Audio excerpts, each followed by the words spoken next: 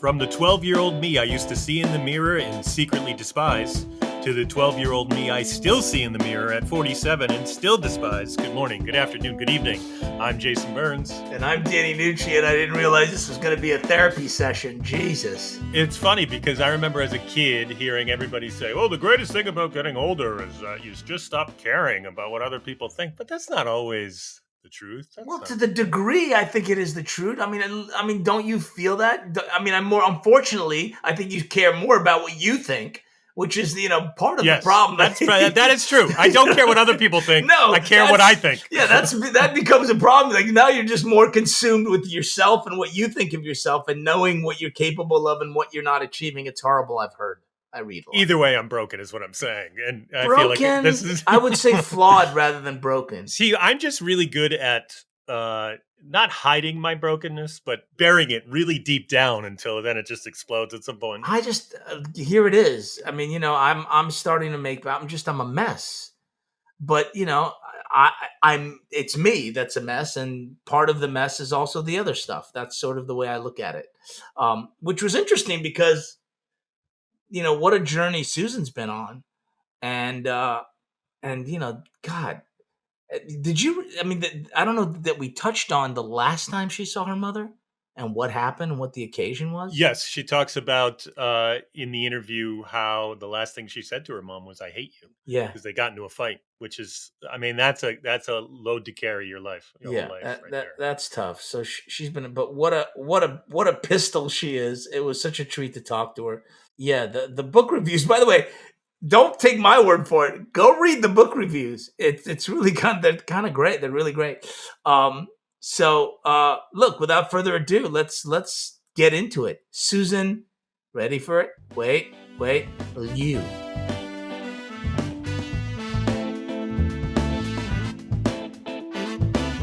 Danny, what you don't know. You don't know what I don't know. You don't know this, is that Susan went to school with one of my neighbors. And so that is ultimately how we connected with Susan, who just so happened to have a book and a really interesting topic for us to discuss. There's the book. Oh, look at that. The Manicurist Daughter. By the way, the reviews are outstanding. Thank you. They're unbelievable. I mean, you can't make this shit up. Well, you didn't read the New York Times review where they body shamed my book. Did they really? Overstuffed. And then 1 week later, they're like, Taylor Swift's album, overstuffed. And I'm like, guys. Well, that's good company. Here's the one I like the best. LA Times. I'm in LA. Lieu is a dynamo spouting humor, profanity, and wisdom in the same breath. Outstanding. Here's what I loved about the writing, Susan, is that, yes, there are elements of humor in it, which you find in a serious topic, but also the way you write is humorous. You make some of the sentences funny, not just the subject matter, which I always enjoy as a reader. Well, I appreciate that, Jason. I know you're a writer, so you got words on words. I got it. Words. Let me ask you this, Susan. So much of your creative output has involved your experiences, obviously, with your mother's passing when you were 11 years old. Did that shape you as a creator, or was that creative self always there with you and you just used it as an outlet? Like, is it chicken or the egg question? Did you know what the 11-year-old Susan was going through? Oh, my God. My husband's always been like, if your mom didn't die when she died from a botched tummy tuck when you're 11, do you think you would have done all this? Do you think that was in your personality? And there's two elements, right? One is like, oh, well, of course, if she never passed, I would never talk about intergenerational trauma, grief, body image. I would never have had the wherewithal to even talk about them. But that's what first got you up on stage, though, right? In terms of like motivation to speak? I started in stand-up comedy about 12 years ago. Mm-hmm. And my whole thing was, my bit was, my period smells like fish sauce. Okay, that has nothing to do with my death. Hold on. Hold on. Just a second. Okay. So where are you living when you decide that you're going to try stand-up comedy? I'm just curious. I'm living in San Francisco. You're in San Francisco. You decide you're going to try stand-up comedy. Why? Yeah, because it was 2011, and I was like, Mayan calendar, 2012, the end of the world. What would I regret if I never pursued it? And I wanted to know if I was funny or not. Like I always felt a calling to go on stage. And finally I said, if I'm going to die, I want no regrets. So I walked over to the Brainwash in Soma, which was a historic comedy club laundromat cafe. Okay. There was like 4 people there folding their underwear, drinking a smoothie. And I go up there and I do my first 5-minute set because I just want to know, am I living? Am I alive? Had you performed before? Had you been in school? Did you do plays? Did you enjoy performing at all? Or is this just adult Susan going, fuck it? It's a little of both. I mean, I was a student government community service kid, and so I've been on the PA since 7th grade when I first met Patrick. 7th grade through 12th grade, I was making the announcements all the time. I was leading the rallies. I was up in a harness, like they were like throwing footballs at me at the homecoming rally. Like, that's nothing new. Susan, I was the PA person as well. And did you use voices? Voices were fun in the morning. Oh, yeah. Or I'd be like, here's Christy. And I'm like, and they'd be like, you're the Here's Christy girl. It was terrible. So you already needed to be seen and heard. Okay, wait. I do have to write one more ridiculous, or tell you one more ridiculous by all story. means. I have a chocolate company in San Francisco called Sokola Chocolatier. I started in high school. With your sister, I was going to say, yeah, I read about that. Yeah. We used to sell in front of my dad's nail salon. And when we were launching the Sriracha Chili Truffle, my sister's like, oh, what are we going to do? How are we going to get press? I'm like, sis, I got it. I'm going to create a 3-part telenovela called For the Love of Chocolate. I'll be a giant chocolate bar. I'm going to fall in love with Sriracha Cha. And then we're going to have babies on like our commissary kitchen silver counter. And she's like, okay. And I did that. So essentially, your creativity really does come needs must. You're like, well, I mean, there's got to be a solution. I will put myself out there. Yeah. Here's what I took from your book too, Susan, though. But when you were at the first salon, when your mom was in charge of everything, she had you sort of not even meaning it at the time, probably, but entertaining the guests who were waiting, the clientele. Oh, yeah. Because if we're behind, which, like you just take every walk-in and you take all your appointments. Like, you don't want to turn down money. And then so we're behind, and then my sister, my mom would give me this look, and I'd be like, I knew what to do. And then I'd be talking to them, asking them about their dogs, where vacation, okay. And I'm just fawning over them. Basically, your mom is just pimping you out as entertainment for these people. Absolutely. That's hilarious. Vietnamese refugees. So that's where this came from, really. I mean, that's where the whole performance thing came from, because you were trained in it. Yes, and here's a control study, okay? My sister, 3 years older than me, was also at the nail salon, and she didn't have to go through all this because she's coordinated with her hands. I'm clumsy. I hit my head all the time. I'm always tripping over myself. So I only had one chance to paint an 8-year-old's nails, and I messed up. I was a little kid. In your defense, those are tiny nails. Yes, the surface area is an issue. I get one chance. I blow it. My aunt makes me leave the chair. And then my sister the whole time has been doing manicures and pedicures since she was like 13. Like, she was just so coordinated. And so the uncoordinated Susan has to do everything else, like pay, get the credit card machines. Like, do you remember those like? Oh yeah. Oh yeah. Sure. Yeah. I did that. Paid the parking. I was the utility player. Were you the person that would have to go out with the quarters and make sure that they still had time in their meter? Yeah, and it was like, it's the green Buick, and it's like the parking lot had like 100 spaces. One of the other jobs or chores that you had at the nail salon, Susan, was praying to your ancestors in the morning, hoping for a fruitful day and money. Did it give you a complicated relationship with money later in life, that it was this focus for you as a kid? Well, one, good, clear objective. I'm happy to go pray for money. Today, me as an adult has a lot of trouble with money, right? Because money was always about the family back home in Vietnam. It was taking care of all the businesses. Like, I didn't get to actually use that money or enjoy that money. And so as an adult today, I go into a restaurant with my husband and I look at the list of everything, and I can never order the most expensive thing, even if I really want it. I just can't. It doesn't matter if we're in McDonald's or we're at like some fancy restaurant in Manhattan. I cannot, because ultimately the question is, do you deserve something? Or are we always going to be saving and hoarding for a Yeah, that war stuff or gets something bad gonna ingrained, doesn't happen. it? It really does get ingrained. It's an emotional reaction. Right. And so in a way it's like if I pray to the ancestors and I'm a good person, I try really hard, then I'll get money.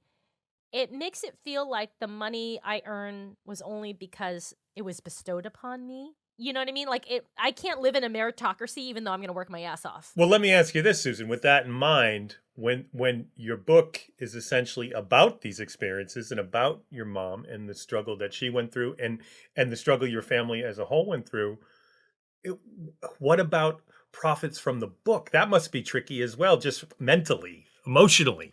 Oh, you mean like is it going to go to my siblings, you mean? No, just like is there I guilt, got that. That was very good. That was very good. is there guilt involved with That's it? exactly the point that you just made. Listen, you. Are you saying like, hey, are you exploiting your family story? No. By the way, you've never had that thought, right? I'm just guessing. Like that never crossed your mind, right? No, there was a line in the book where my brother Hang is like, you're exploiting our family story. You need to stop.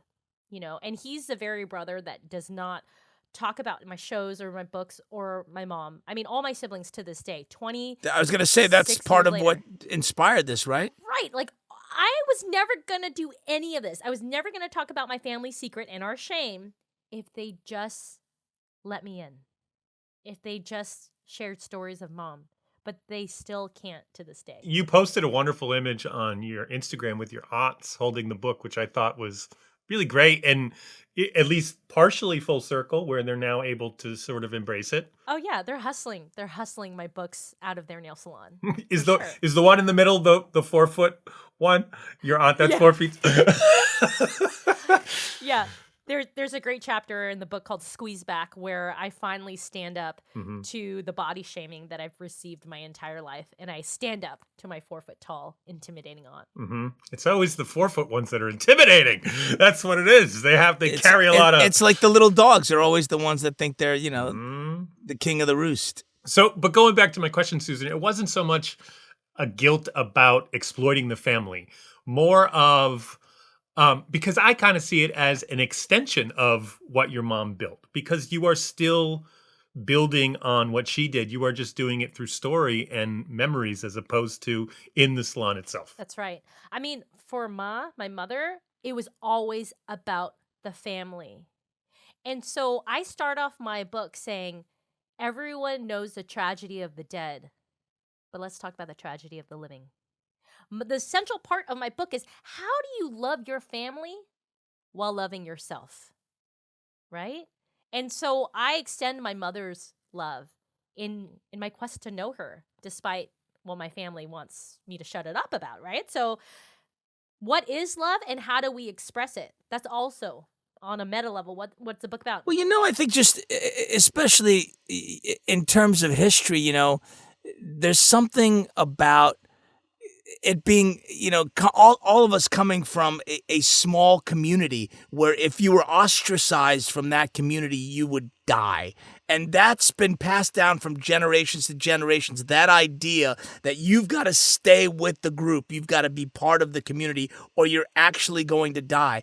And that is a family dynamic that I've seen in many, many, many, many different cultures, which is you've got to be part of the family or you're out. Especially, believe it or not, Italians very much that way. You got to do what's right for the family. It's the same thing. The reason I bring it up is because at some point there's a decision that needed to be made. And that decision is I'm going to go forward with the idea that I'm going to start turning on the lights and I'm going to illuminate this stuff and I'm going to do it publicly, and I'm going to do it. What was the genesis of that moment? Have you ever felt disappointed with the adult you became? I'm disappointed now. I was like, I'm disappointed now. That's an ongoing experience. It's happening right now. I'm an overachiever, and I always thought everyone said, you're going to be great, Susan, you're going to be great. And then I go to Harvard because I watched Legally Blonde and I got inspired to apply. I went to Yale, I got my MBA, and I'm sitting there going oh my God, the world's my oyster. And then I spend my days working at Microsoft as a contractor. And I don't feel like they really value me. And I like give them ideas and suggestions. And they're like, can you just press the button? Just press the button. They wanted you to be a cog in the wheel. And I couldn't press the Yeah, button. you don't. You don't strike me as a cog in any wheel. I mean, no, but you don't understand. I wanted to be a cog in the wheel. That's the very thing my dad has always wanted me to be. Have a 401k and paid time off. Like he never had that as a nail salon owner, and so I wanted to be a good Vietnamese daughter, and I couldn't. And he was like, "What are you, allergic to work?" And I'm sitting there going like, I don't get it. Like, usually I'm pretty good at stuff. But when I moved to Seattle after getting an MBA, I had 3 jobs in 4 years. I got fired from 2. I quit from 1. And I'm sitting there going like, what is wrong with me? Like, why can't I be a cog in the wheel? And by the way, you've done so well up to that point. Well, I mean, I don't know. Like, well, I mean, it sounds like you were, I mean, listen, completing an MBA from Yale and going to Harvard undergrad is no joke, and staying in it is no joke. So, yes, the answer is yes. You completed it, and you were able to stay in it, and then you got a job out of college in a metropolitan city called Seattle. So everything up to that point was, quote unquote, working as far as society. But, I've heard it might be an inside job. It's what I've heard. Look, for an immigrant father like my dad, no, it wasn't enough. There's nothing that's ever enough, okay? And so I'm in this job, and I'm pressing all these buttons, and I'm driving across the bridge every day, listening to NPR, talking about what's going on in the world. Susan, did you have to live up to other sibling standards? Were your other siblings doing things that put you in a light to say, hey... Yeah, your sister was 3 years older at this point. What was she doing? She had worked at Accenture for 8 years and continuously got promoted. Yeah, that's tough. That's tough to compete with in Dad's eyes. But she and I were also moonlighting and working on the chocolate company at night, right? And he didn't want her to do it. And until she got all this press and opened her store in San Francisco, then he was like, "Oh, good job. I'm glad you followed your dreams." but up until that point, right? Like they don't want you to take risk because they don't want you to have a hard life. They want you to have a better life. And so I'm living this better life that my dad wants for me. And I am a wretched person on the weekends. I'm a terrible wife because I know on Sunday, Monday is going to come. Mm-hmm. And then I'm going to hate my life all over again.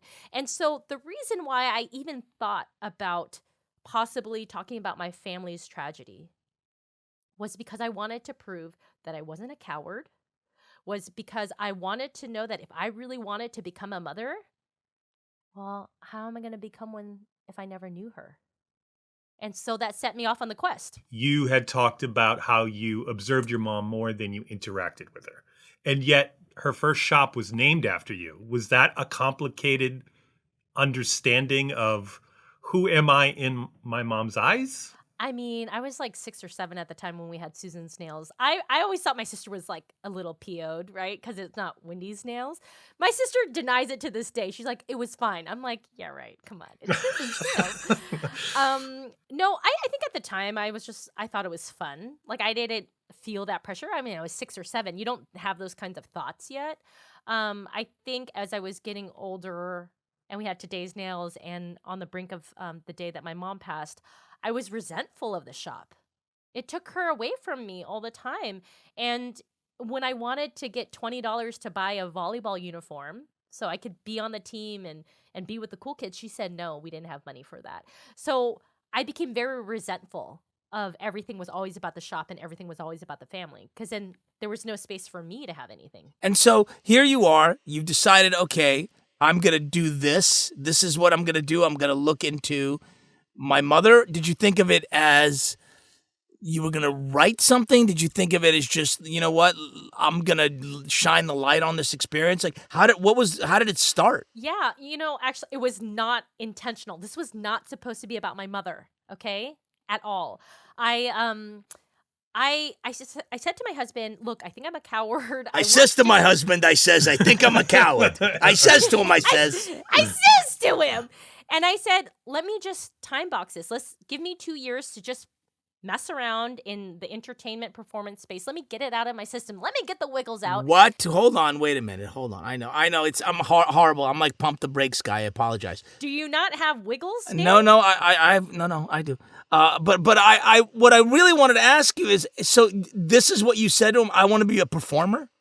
Well, I just want to prove to myself, like, I just knew I was standing in my shadow, right? Like, I knew that. But you immediately went to performance. That's hilarious to me. Like, you're not like, I need to. Why is that funny? No, I know. I obviously now it's clear as to why. But I'm saying then, who knew? Other than your husband and your friends, right? A few years prior, I had done stand-up comedy because I was scared of the end of the world. Thank God. And then within 6 months, I did a 45-minute headlining set at Purple Onion. There we go.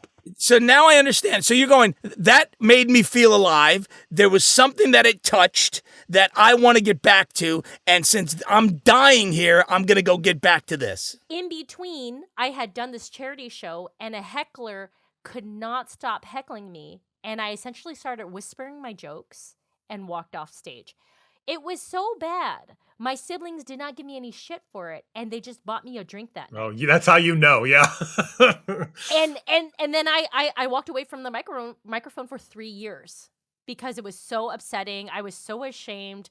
Who am I? That's such a dumb idea. And I just started to shrink. And I don't think the feelings, like the thoughts, the calling ever goes away. They just get quieter. Mm-hmm. And they just seem like more and more of a dumb idea.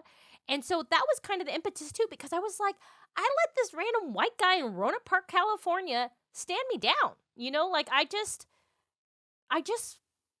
knew I felt alive, and I felt like I took that away from myself because I was scared I was going to fail again. Because I am an overachiever, right? And so part of the like, okay, I'm going to do this performance thing, and then after that, I'm going to prove I'm not a coward, and then I'll take out my IOD and become a mom. Like, that was the logic. Sure. I'd try a whole bunch. I'd take these classes auditioning for the camera. I get these like terrible headshots where my husband looked at it and he was like, it looks like you're on X, you know. And nothing is working out. I'm not kidding. I tried out for a Prius commercial. And I was so excited to get a call. And I walk into the audition room, and it's all Asian women and all white guys. And I was like, oh, I was just typecasted as a Pacific Northwest couple. And then they're like, okay, you're in a Prius. You're married. Go. And I was like, John, like, how come we don't travel anymore? What's with that? And are we even going to have kids? You keep dodging the question. He's like, that's because we have a Prius and we go on road trips because of the great mileage. Okay. So anyways, this is not working out. You're not getting that commercial. I can promise you that. And then, so I'm like, I need structure. I think I have ADHD. I need structure. So then I signed up for a solo performance class. And on the first day of school, they were like, tell a 5-minute story. And I was like, okay. I wanted to avenge my mother's death, so I went to look for her killer. And everyone's like, oh my God, what? And I was like, oh, you've never done that before? So I go into the class, I tell the story, everyone's shocked, and then that's it. It's like an 8-week program. We do a lot of like body mechanic stuff. And then my like closeout show is me actually doing absurdist Andy Kaufman stuff. Ooh. Where I'm in like a rainbow poncho, lights dim. I'm touching a hammer. I'm not touching the hammer. Am I going to hit you? I walk around. I feed raisins in your mouth. In scene. Okay, like we're not talking about my mom. Like that's not what I'm trying to do. It wasn't part of the plan originally. No, yeah. it wasn't. I was just like, I'm just trying to get the wiggles out. And then I joined an improv team in Seattle called Nightmare Society. I'm on stage. I'm starting to be on stage. I'm being caught by my other actors. This is great. And then I'm like, oh, there's a 25-minute slot I can sign up for, a solo performance festival. I'll do it. And I'm still going to do the absurdist stuff. I'm thinking I'm going to incorporate. Did you feel like you were on a clock at this point? Like, because you already told your husband that, like, you know, you got to time box it, is I believe what the term was. Yeah, I'm 35, bro. Eggs are not getting any younger. Sure. We got to move this along. Yeah, well, I was just, right? what's interesting is I think it sounds to me like a huge impetus as to why you were willing to do whatever. The same way with the Mayan calendar. You got up because you were scared of that. Yeah, and I feel like if in life, if we get nervous but kind of excited about something, there's some friction there. There's something that's telling us something. Go pursue it. Right? I don't want to live my life like a zombie, so I'm just going to go do the thing.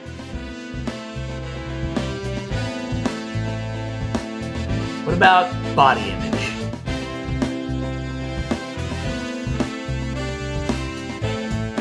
Susan, we want to talk about body image today. And I know we have talked about your mother, but we haven't told her story. And I think it's a good time for you to maybe give the listener an idea of what happened and how it leads into body image and how it sort of impacted your view on body image. Yeah. Um, so it's September 1996, and I wake up really early in the morning, 6:30 a.m. I'm in the kitchen. I bump into my mom. We're not supposed to be at the same time. And she basically tells me I can't go to volleyball tryouts. And I tell her I hate her. She leaves, I leave. And when I come back home from school after volleyball tryouts, my brother tells me that mom is in a coma and we need to drive an hour, pack our bags. We're going to go to San Francisco. Up until this point, I have just watched soap operas in our nail salon, and I figure when you go in a coma, you always have one in a million chance of getting out, and then you wake up. So I'm like kind of scared, but I don't think much of it. Nobody took you out of school. You finished the school day, Yeah. and then we're told after. Yeah, because my brother came back from college, and he was there unusually on that day, and he's like, "Mom's in a coma. We got to go." So we go to the hospital. And for the next 5 days, I see the most powerful woman in my life, hooked up to machines, urine coming out of tubes, her hands are clammy cold, everyone's crying, and the only thing anyone is saying is that she had a stomach surgery. I don't know what's going on. Turns out that day she went in for plastic surgery, a tummy tuck, the narrowing of her nostrils, and a chin implant, and figured she'd be home the next day with her beautiful new body. 2 hours into the operation, she lost oxygen to her brain. The plastic surgeon waited 14 minutes before he made the 911 call, and it's after 4 minutes of no oxygen do you have permanent brain damage. We later found out that this plastic surgeon was on probation, had 20 lawsuits against him, and didn't carry medical malpractice insurance, and actively advertised to Vietnamese refugees. And he operated in a very upscale location, right? It wasn't like it was like a sketchy business. He was operating out in the open, basically. Yeah, it was a clinic that was actually a block away from UCSF Mount Zion, where they later rushed her body over, and then she died. So this all happens when I'm 11. I have 3 older siblings, and my 18-year-old brother and my father make the decision to pull the plug because she's essentially going to be brain dead for the rest of her life. 27 years later, my family has never talked about her ever again. What happened, the grief that we have experienced or not experienced and dealt with, any memories of her. 1 year after my mom dies, I still remember it today, like so clearly. My dad, my aunts are there, and they're telling me that if I eat more, if I have a second bowl of rice, I will get fat and no one will ever love me.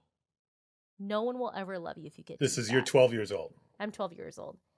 And this is nothing new. Like, they've always body shamed me. When relatives see each other, it's always very much like, you're too skinny, eat more. You're too fat, no one's gonna love you. You're gonna die spinster, and but as a 12-year-old, from my mom dying from a tummy tuck and then me getting these messages, it kind of shows you how ingrained all of this is, and also how much we are not talking about this. Did your brother get the same pressure, or was it mostly a female-based shaming? Totally female-based shaming, but my sister's like really thin. My brothers have amazing metabolism. What's the difference between us?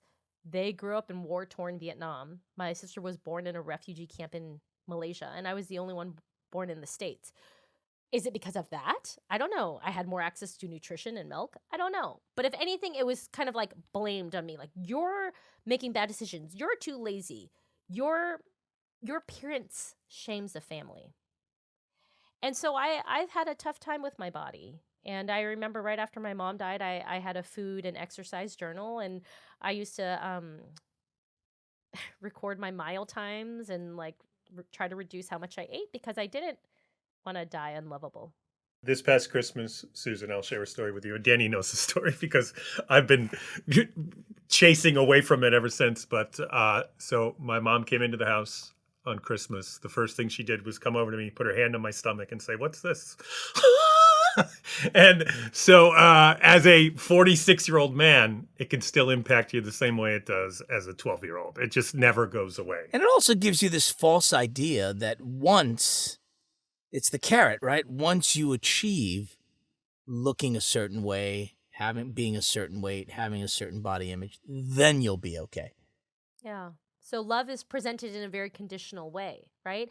And let's be honest, no matter how Survival old is we presented are, in a very conditional way. You're going to die alone a spinster. I mean, you're basically trying to avoid a miserable life. and I actually believe them. And to the point where I never planned on getting married. I thought I would always be the kooky aunt. I've actually pretty much accepted it. So when You're wrong. Go on. So when someone when my husband proposed to me, I was so gleeful because I told my aunts, I was like, guys, I'm getting married. And guess what? He's Korean. And they were like, what? A hot Korean person wants to marry you? And I'm like, I know, it's crazy. The first time he said I love you, or the first time he did some big romantic gesture, did you think, why me? Because you were told not you for so long? I mean, I would say it was pretty. It's a balance. I mean, she also, this is someone who walked around for a long time. I got a lot of potential. So there's a lot of good in here. I don't want to get too far away from the subject. I mean, I'm just teasing you because I don't want to get too far away from the subject. And I appreciate Jason's question because it speaks to how ingrained this idea of you have to be a certain way to actually receive love and connection with someone. Yeah, I mean, it is still worthiness, right? What your body looks like determines your worthiness. And for me, that messed me up so bad because ever since they told me that when I was 12, anyone that gave me any attention, sure, let's date, so hopefully we get married. Mm-hmm. Shit, guys, I would just be like, so. Yeah, you're trying to change the narrative. Because I thought I was so unworthy. That's the title to your next book, Shit Guys. That's hilarious. Let me ask you this, Susan, and I know you can't speak for your family. They're not here, but growing up in a business setting that is sort of about beautification, a nail salon, and people looking good and feeling better about themselves, do you think that played into their views and also how you started to see yourself growing up? People who were happier when they had something done and felt better about themselves. I didn't really think about it. I was just kind of hoping that we'd make $1,000 so I could go to Sizzler. Did you go to Sizzler when you got the book deal? I hope you went to Sizzler. Oh my God, it's not as good as I remember it, guys. No, there is that. There is that as well. Yeah, no, it really had the reverse impact on me. I mean, sure, as a kid, I would read Cosmo and try to find out all these secrets about men and all this stuff because we would never talk about it. But after my mom died from a botched tummy tuck, I was like, beauty equals vain equals dumb. Ew. And I was a tomboy. I actually, to this day, I really don't wear makeup unless I'm going to be on camera or on stage, right? Like, I'm just like, I made it very absolute. And I was like, if you care about those things, you're a dumb Barbie, right? Instead of like now, to this day, I'm trying to work through that and try to present my face and my body's a palette, and it is how I want to decorate it is a form of my own expression of my own love to myself. Like, it's actually taken me a long time to even be like, no, Susan, you're allowed to wear clothes that look nice. Do you get what I'm saying? Like, it had the reverse impact. Of course. And as a result of sort of bringing this all out in the open, what are the responses that you've gotten from people? I mean, and I know there's a bunch, so by all means, but it's amazing how prevalent it is and how many people suffer in silence, isn't it? Oh my God, yes. Plenty of Vietnamese, Asian American, Mexican, Indian American, like a lot of children of immigrants are be like, oh my God, my auntie, my mom, insert any scary maternal figure, has always made so many comments about my body so that when I go home, they want to force feed me. They want to overstuff me. They want to love me. But then they have these comments. And so when I'm eating, it's very confusing.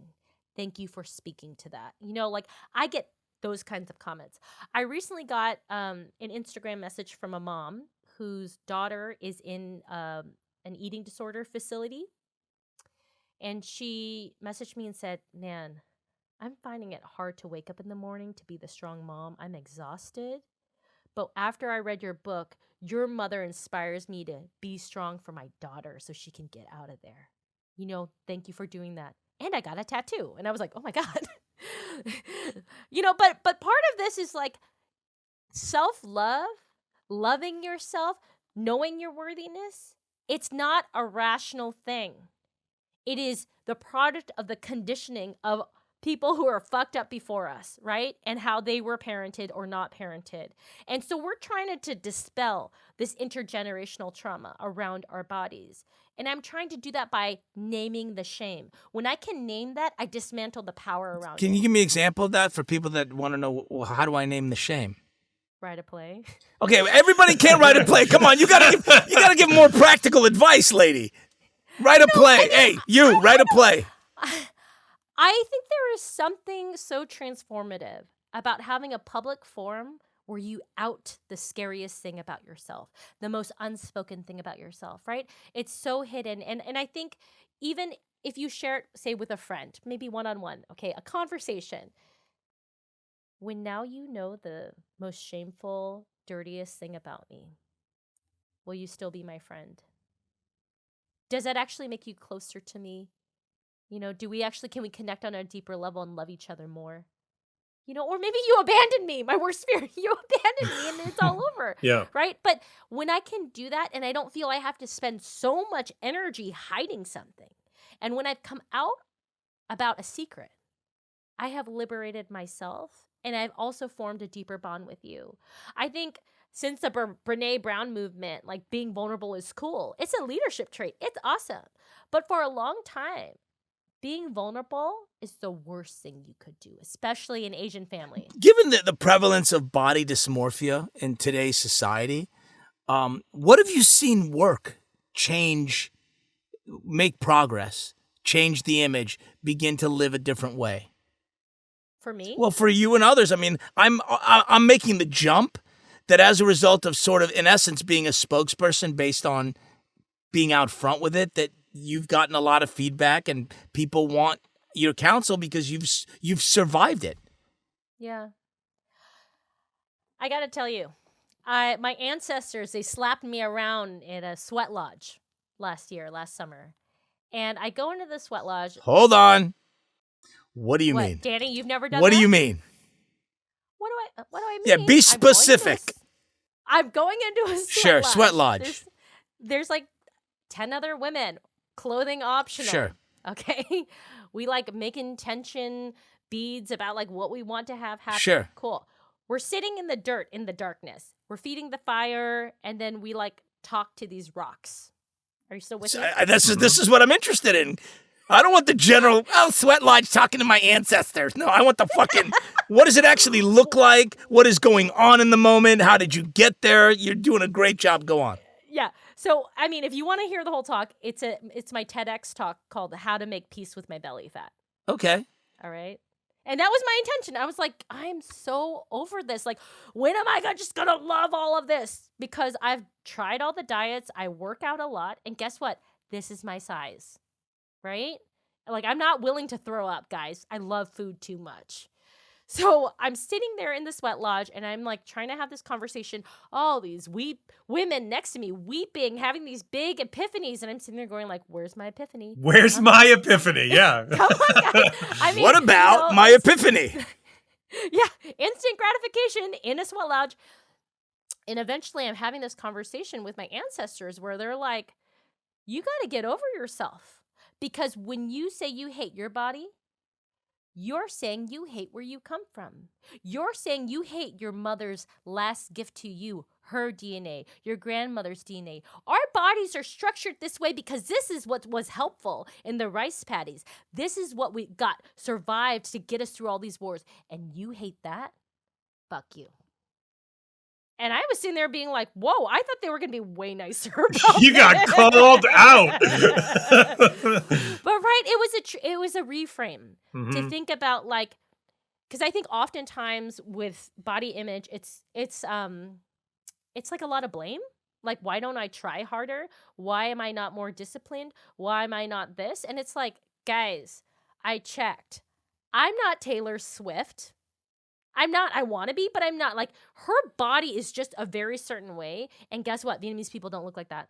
But also the thing that I always try to remember too, Susan, is that we all have our own hangups, right? So even Taylor Swift probably goes, "Oh, I wish I looked more like so and so," and then that person says, "I wish I looked more like so and so." There's always something to achieve for, because nobody is ever really 100% happy with who they are, because, like you pointed out, somewhere along the way, somebody effed us up with their own issues beforehand. That's right. That's right. So I think Danny, to answer your question, is I'm trying to convert my self-disgust to self-love. And how do I do that? Not by denial, but just looking at things head on. So every night before I go to bed, and I say this in my TED Talk, I hold my belly fat and I try to say 5 things I'm grateful for, right? This is the belly that produced my son.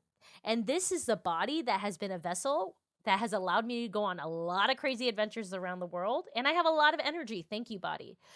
I mean, usually with the mind, though, it's like I try to get to like 5, right? Usually when I'm at 2 or 3, I'm like in some other distant thought. And I'm like, I got to come back and like, get to 5. And then usually I fall asleep.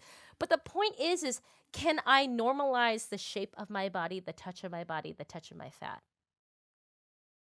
And that's what I do. Well, what it sounds like, what I'm hearing is that you consciously show up for yourself in order to change your old mindset.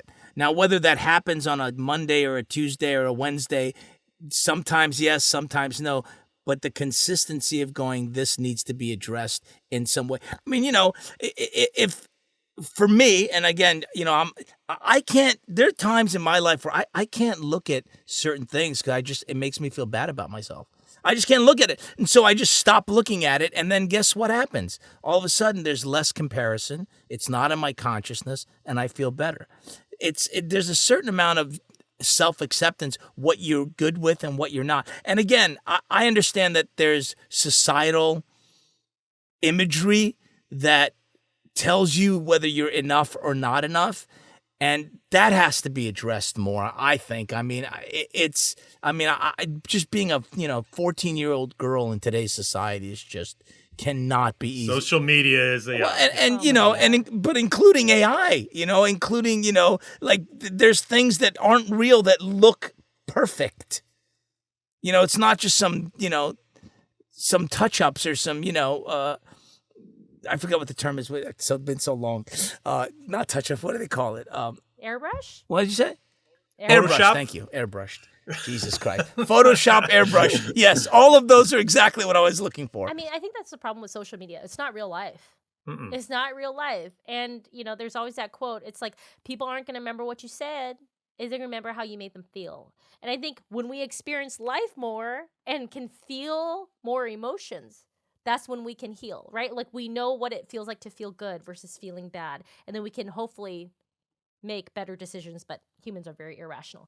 So that's a key phrase in my book is when we feel, we heal, right? And so for me, I've had to go through the grief and the disappointment of like, guys, you were the parents, you were the adults in my childhood. Mm-hmm. Why? Why would you say these things to me? And as a mother now, I know that's the truth. I gotta really check Isn't myself. that the truth? Isn't it weird when you're a parent? Like, I mean, I'm the father of 2 daughters, right? And so I know that sometimes a thought is like, no, that's just not going to be received right.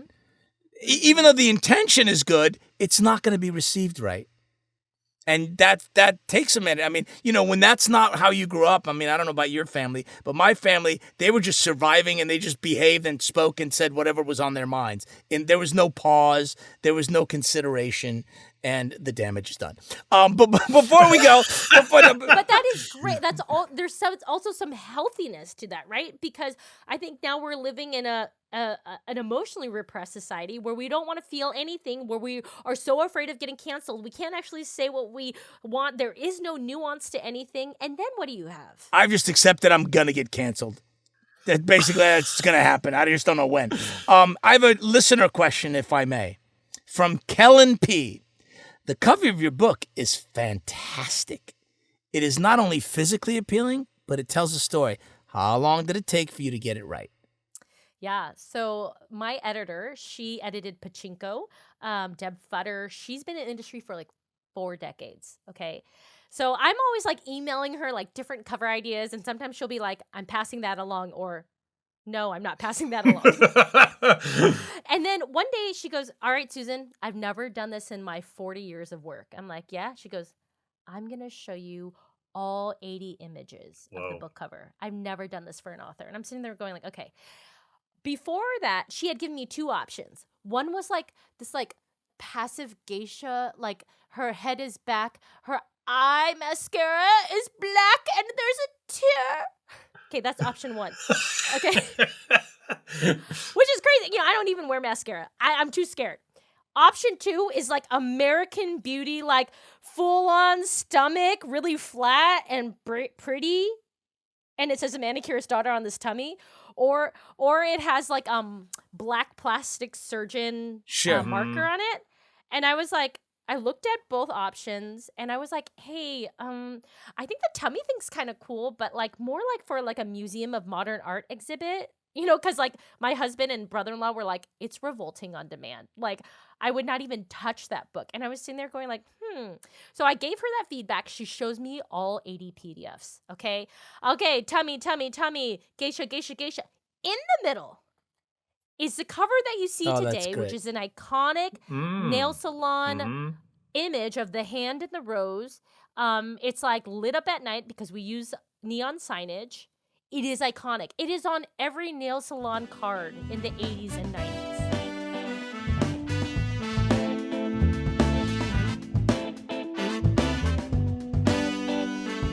Man, she's doing people's work there. This kid. Why do I call everybody like I'm fucking so old?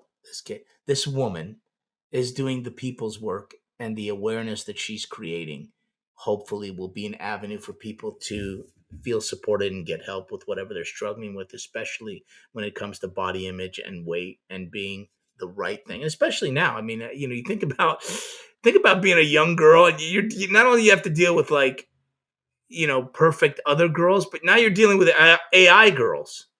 Like AI women are in the consciousness now. Like Jesus, talk about having to compete with perfection. And the amazing thing that she is going through, and I feel like this is going to be a continuous journey for her, is that she's able to speak about all of this publicly, but not with her own family. There's something heavy there that should there be a future book and she's able to cross that bridge at some point, it's going to be an interesting thing as well. Just her being able to find some conclusion of a conversation that she never started with her family. Well, I think, you know, when you've lived under the veil of don't say anything, and you did it from a very young age, and that is the sort of way to stay connected with your family, it's kind of a hard thing to let go. You know what I mean? Like it's better, you know, you'll be ostracized. And I tried to talk to her a little bit about it. I tried to mention it, you know, when I was talking about, you know, tribes and communities back in the day where, you know, that was, if you didn't toe the line, you were dead. You go out there with the saber-toothed tigers, although I know that they're different time, but the principle is the same. All right, I'm babbling. I'm rambling now. The man is a rambling man. But I think I've made some cogent points. I don't know what song that was. I was going Allman Brothers. And you said cogent, which is fancy. Cogent? Oh, yes. Yeah, it's one of the three words I know. I was able to use it in a sentence. All right. Thank you for listening. No, really, this time, really, thank you for listening, and I'm sorry. Music by Denny Nucci. Produced and edited by the same two people you heard hosting this show because they have no friends.